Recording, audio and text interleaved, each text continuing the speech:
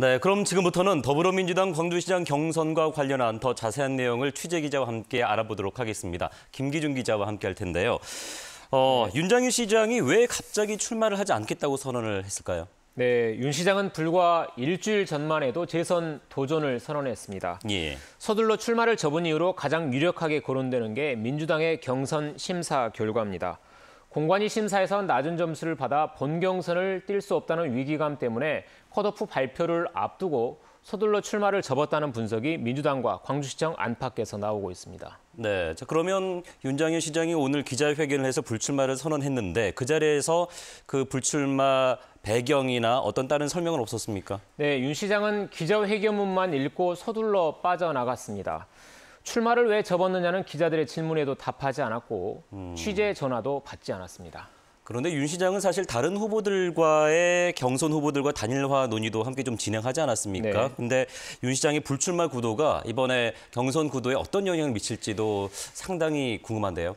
네, 말씀하신 것처럼 윤 시장 측은 강기정, 민영배, 최영호 후보와 단일화 논의를 해왔습니다. 그런데 윤 시장이 불출마를 선언하면서 단일화 대우가 3명에서 4명으로 확대되는 효과가 생겼습니다.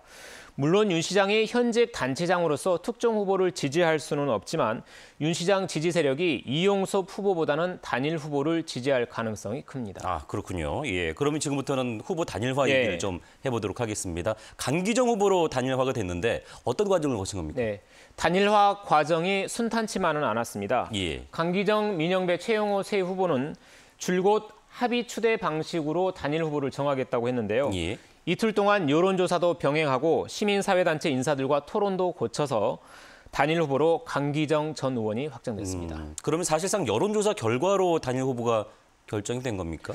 네, 꼭 그렇다고만 볼 수는 없습니다. 시민 2,000명을 대상으로 여론조사를 한 건 맞지만 결정적인 변수는 시민사회단체 인사들의 권고였습니다.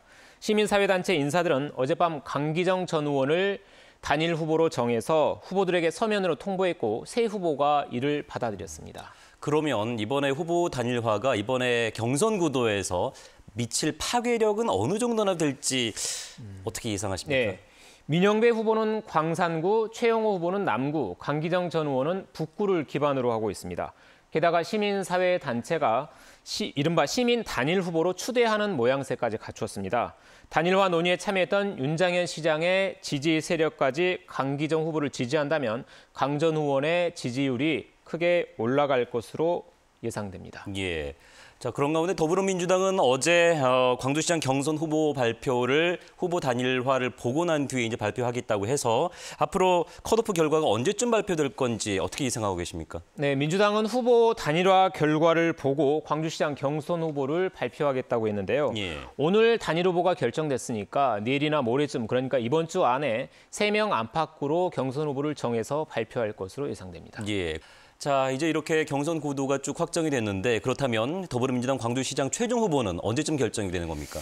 네, 민주당은 1차 컷오프로 후보를 3명 안팎으로 압축한 뒤에 다음 주에 정책 토론회를 엽니다. 예. 이후에 권리당원과 일반 시민이 각각 50%씩 참여하는 전화 여론조사를 하고 과반을 득표하는 후보가 없으면 1위와 2위 후보가 결선 투표를 치릅니다. 예. 그래서 늦어도 오는 21일 전후에서 민주당 광주시장 후보가 결정될 것으로 예상됩니다. 네, 오늘 내용 여기까지 듣겠습니다.